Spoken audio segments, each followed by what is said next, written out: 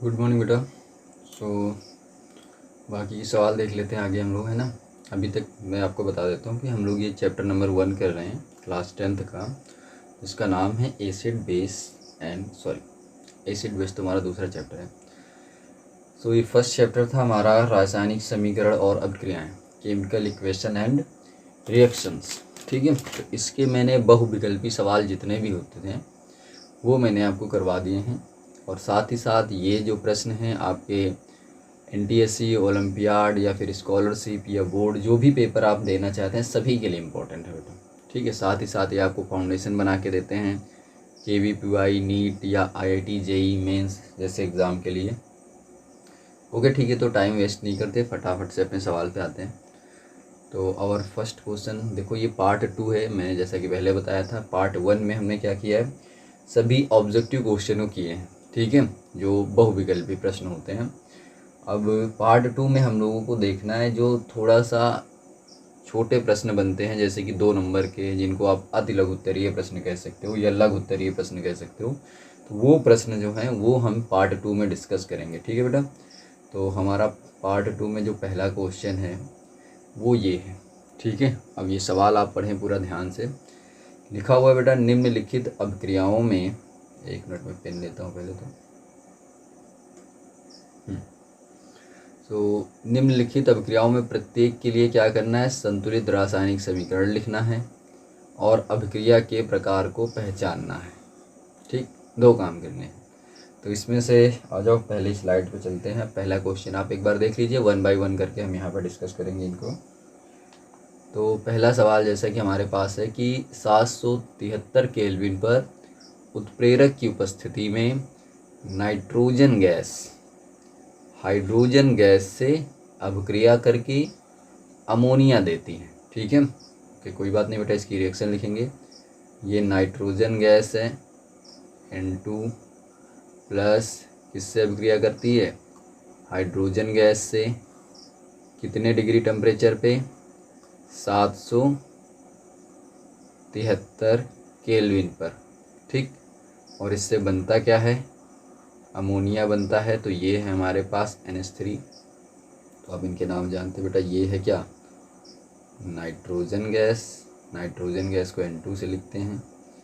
ये है hydrogen gas, और यहाँ पे हमारे पास ये अमोनिया गैस।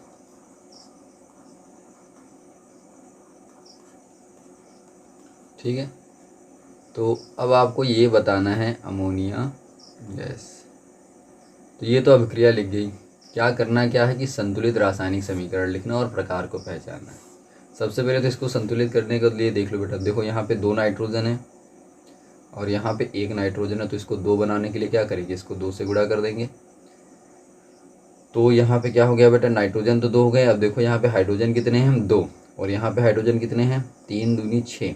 6 हाइड्रोजन है, तो 6 हाइड्रोजन बनाने के लिए आपको क्या करना पड़ेगा, यहाँ पे इसको 3 से गुणा करना पड़ेगा। ठीक है, तो ये अभिक्रिया बैलेंस हो जाती है। कौन से प्रकार की अभिक्रिया है, देखो यहाँ पे A और B ये दोनों आपस में जुड़ करके एक ही यौगिक बना रहे हैं। मतलब यहाँ पे क्या हो रहा है, संयोजन हो रहा है।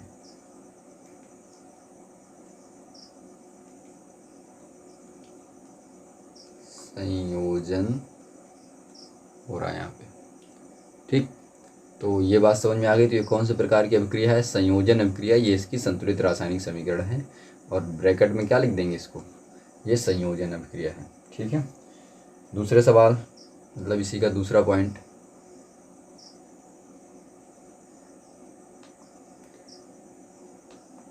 तो बी पॉइंट इसका क्या है, सोडियम हाइड्रोक्साइड विलयन। तो सोडियम हाइड्रोक्साइड बनाओ, देखो ये सोडियम है, हाइड्रोक्साइड के लिए क्या लिखते हैं, OH लिखते हैं। तो ये सोडियम हाइड्रोक्साइड बनेगा, इसकी भी बैलेंसी 1 होती है, इसकी भी 1 होती है। विलयन एसिटिक अम्ल के साथ क्रिया करके, किससे क्रिया करता है, एसिटिक अम्ल। देखो ये फार्मूले आपको कई बार बताए गए हैं, ये CH3COOH, ये एसिटिक अम्ल होता है। क्रिया करके क्या बनाता है, सोडियम एसीटेट। ठीक है, आप भी देखो वैसे भी समझ लो बेटा, ये सोडियम है और ये क्या करेगा, इस हाइड्रोजन को विस्थापित करेगा। तो यहाँ पे क्या बनेगा, CH3COONA, इसको कहते हैं सोडियम एसीटेट, और साथ में क्या बनेगा यहाँ पे, जल बनेगा H2O। देखो यहाँ आपका OH और यहाँ से निकला हुआ H, दोनों आपस में क्या होंगे, जुड़ जाएंगे और जल बना लेंगे।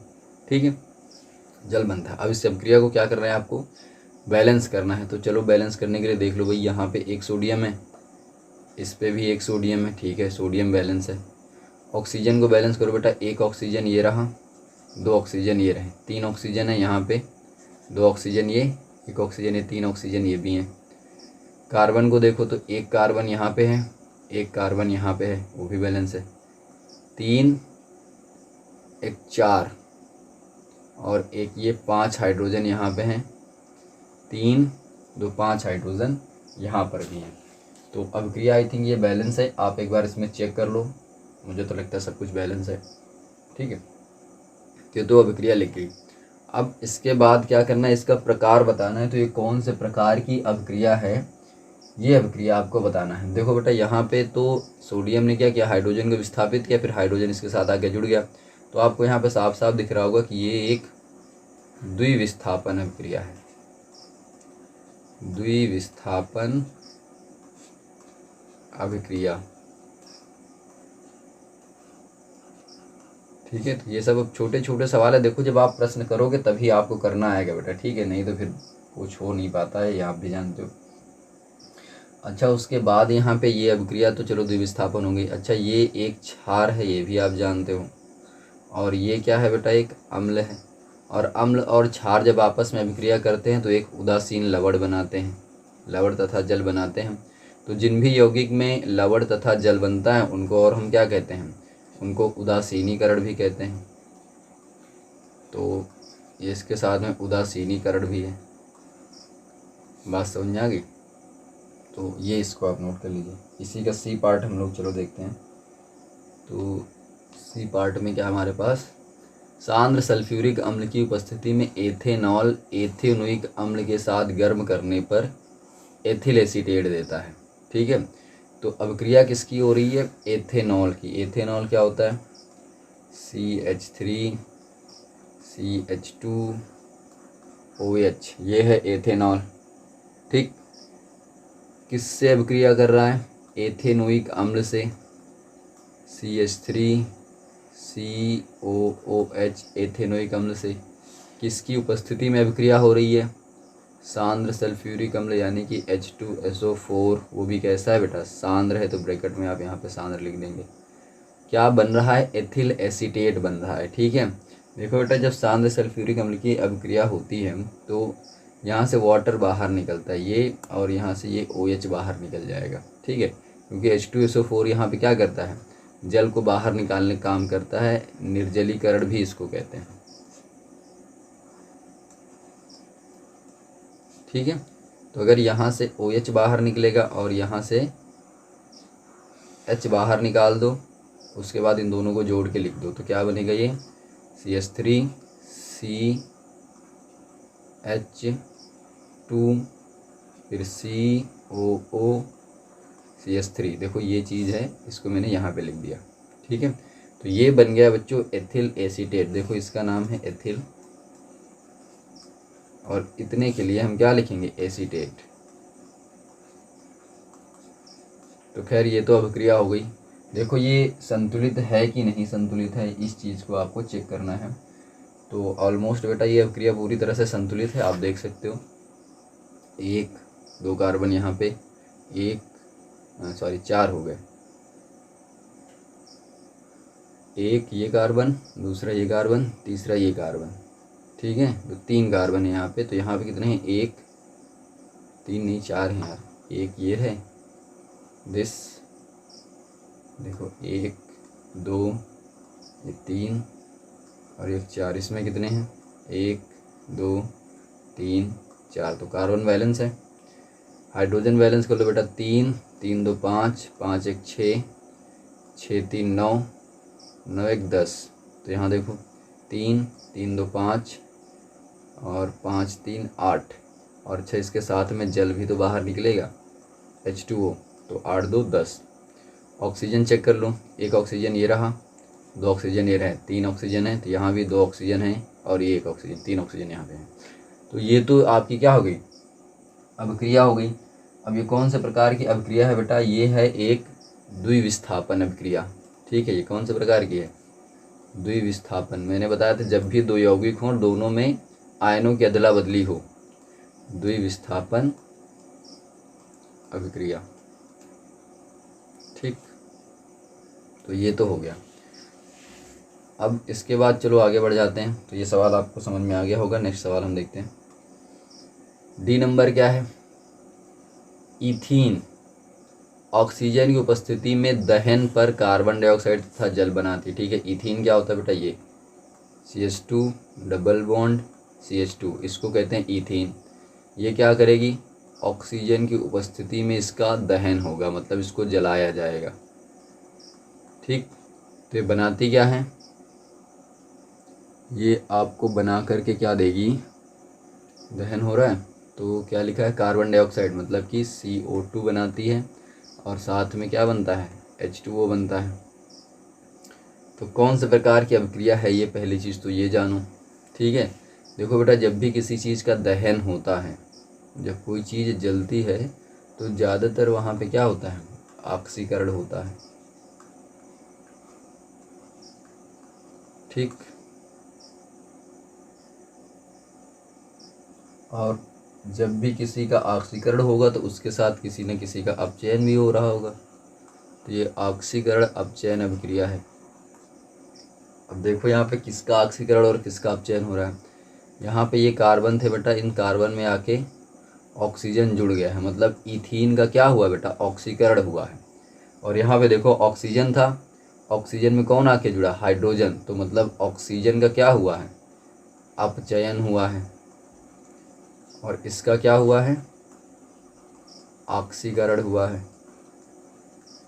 बात में समझ में आती है। तो ऑक्सीजन यहाँ पे क्या है, ऑक्सीकारक है।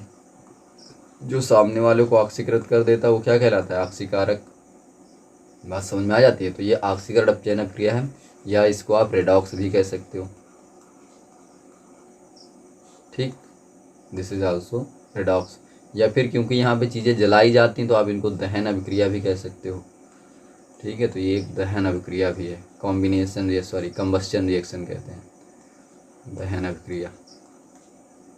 तो ये हो गया आपका डी नंबर। तो 19 नंबर सवाल में आई थिंक इतनी पार्ट है बेटा। अब हम लोग सवाल नंबर 20 को देखते हैं।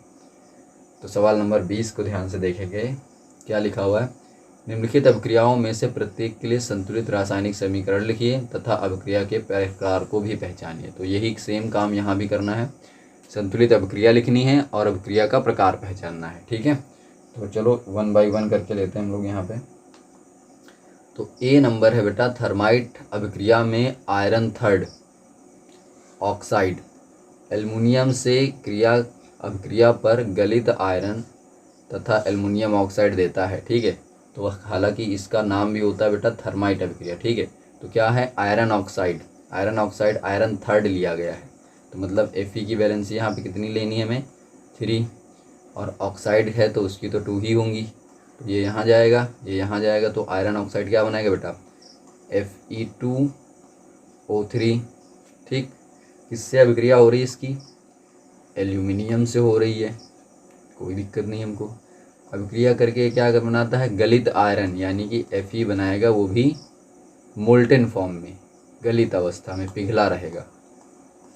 ठीक है, देखो सिंबल वगैरह आप लिख लिया करो। तथा एल्युमिनियम ऑक्साइड, तो ये है आपके पास एल्युमिनियम, इसकी वैलेंसी 3 होती है, ऑक्सीजन की 2 होती है, तो Al2O3 बनेगा।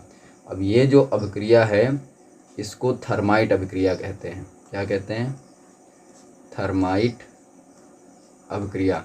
अब ये थर्माइट अभिक्रिया क्यों स्पेशल हो जाती है बेटा, क्योंकि आपने जो भी वेल्डिंग कराई होगी, जो इलेक्ट्रिक वेल्डिंग आप करवाते हो, ठीक है, उसमें आपने देखा होगा कि एक ऐसे रॉड लिए रहता है एक बंदा, और उसको एक मशीन में प्लग करके वो चीज़ों को जोड़ रहा होता है।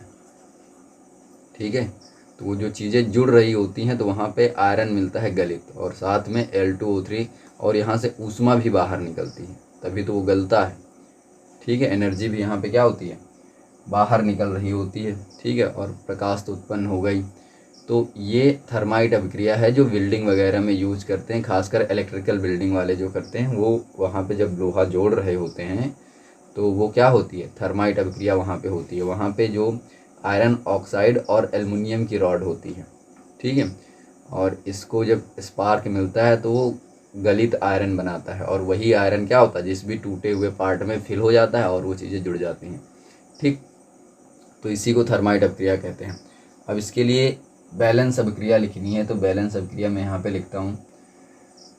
तो यहाँ पे आप देखो बेटा, एल्युमिनियम यहाँ पे 2 है, तो आप इसको भाई Fe, अच्छा Fe भी यहाँ पे 2 है, तो चलो फिर से मैं लिखता हूँ। देखो यहाँ पे 1 मिनट में फिर से क्या इसी में साफ़ कर देता हूँ। तो इसको मुझे बैलेंस करना है। चलो देखो, तो यहाँ पे सबसे पहले आयरन को बैलेंस करते हैं बेटा। तो यहाँ पे 2 Fe है और वहाँ पे क्या है, 1 Fe है।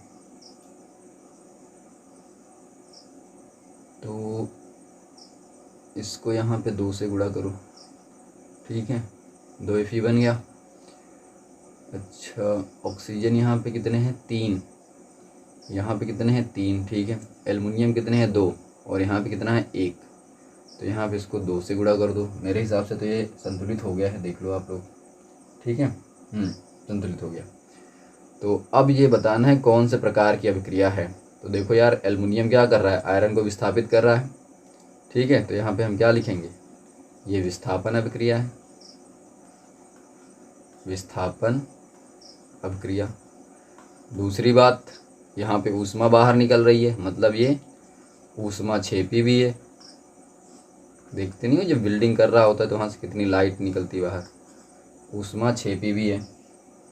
तो ये 2 अभिक्रियाएं हैं।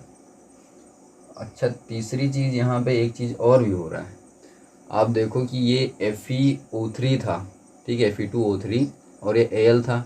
आप यहाँ पे देखो बेटा, Fe2O3 से क्या हुआ है, ऑक्सीजन निकल गया है, और ऑक्सीजन का निकल जाना क्या कहलाता है, अपचयन कहलाता है। और इस एल्युमिनियम में ऑक्सीजन जुड़ गया है, तो ये क्या कहलाता है, ऑक्सीजन का जुड़ना ऑक्सीकरण कहलाता है। तो यार इसमें तो बहुत सारी अभिक्रियाएं हो रही हैं, ठीक है। तो आप इसको और कैसे पहचानोगे, इसमें अपचयन भी हो रहा है, अपचयन, ऑक्सीकरण, ऑक्सीकरण, इन दोनों को क्या कहते हैं, रेडॉक्स कहते हैं। तो यहाँ पे रेडॉक्स भी हो रही है। तो इतनी अभिक्रियाएं इसमें आप समझ सकते हो, ठीक है। तो खैर ये सवाल आपको समझ में आ गया होगा। ध्यान रखना बेटा, ये थर्माइट रिएक्शन होती है। ओके, तो चलो भाई दूसरा सवाल देख लेते हैं। ए पार्ट तो हो गया, ठीक है।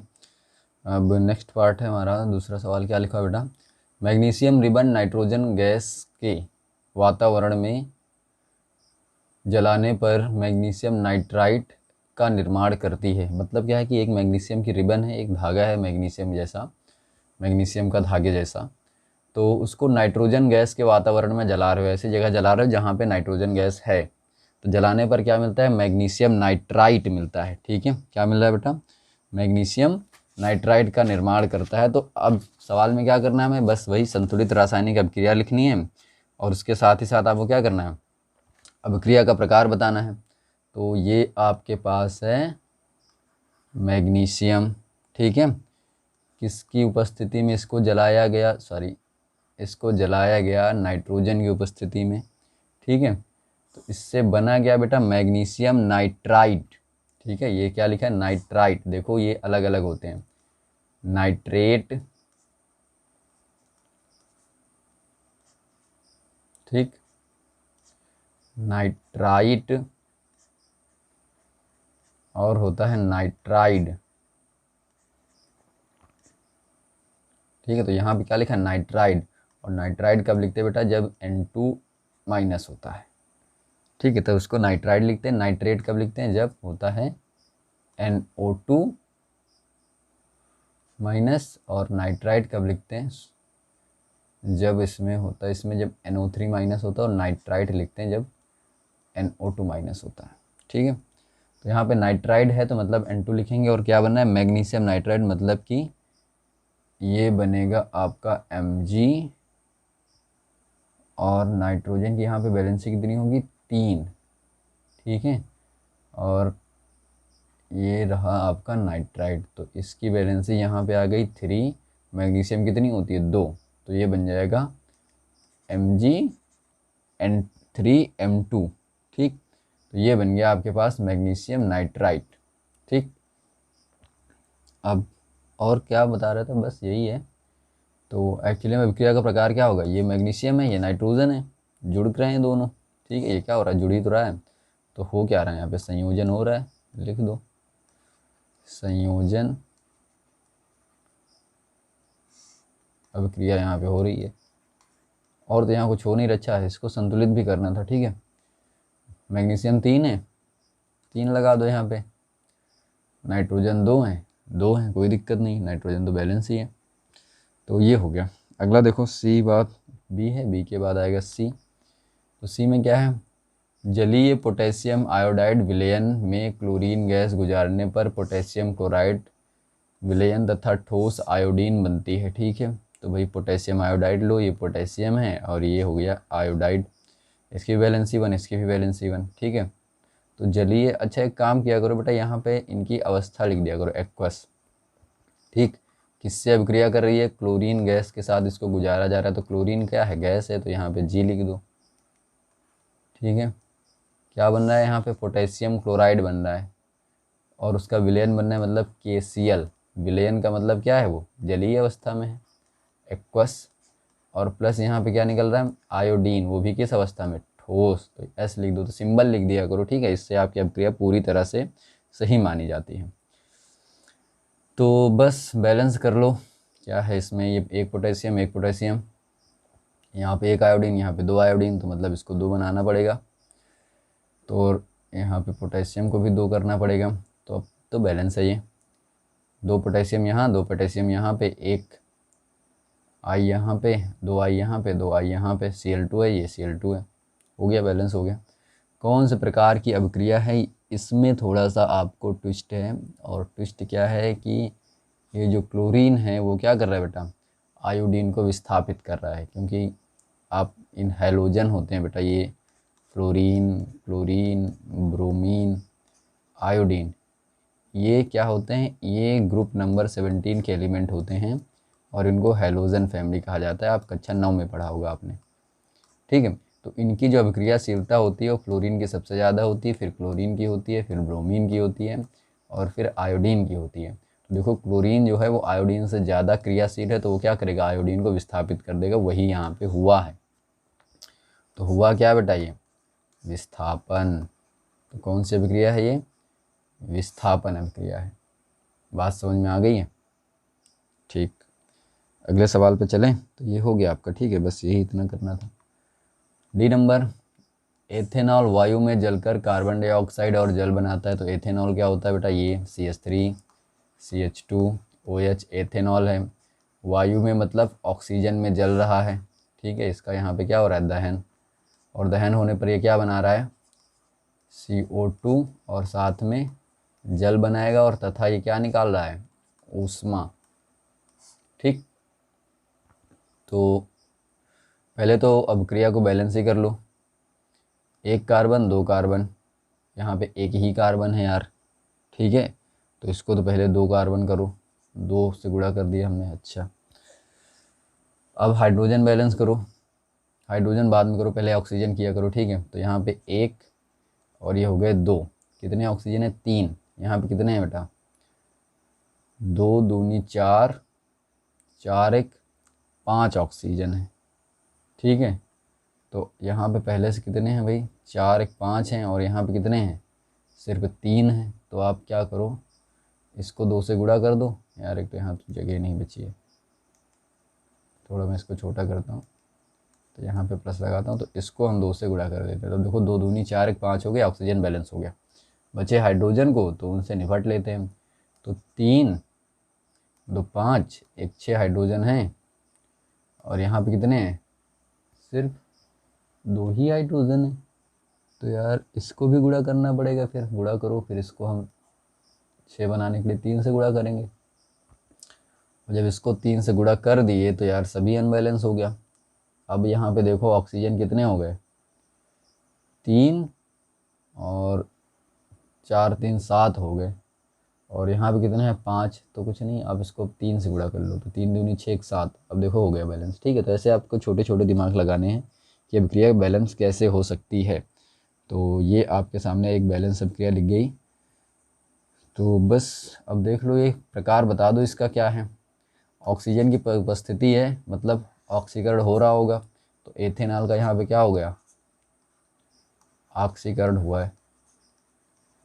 और ये ऑक्सीजन था, और इस ऑक्सीजन में यहाँ पे देखो H2O आ गया है, तो ये क्या हो गया, इसका तो अपचयन हो गया।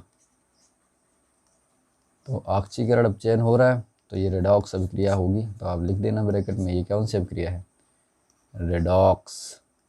ठीक, ऊष्मा बाहर निकल रही है, तो आप यहाँ पे देखो ऊष्मा तो यहाँ पे रिलीज़ होगी ही।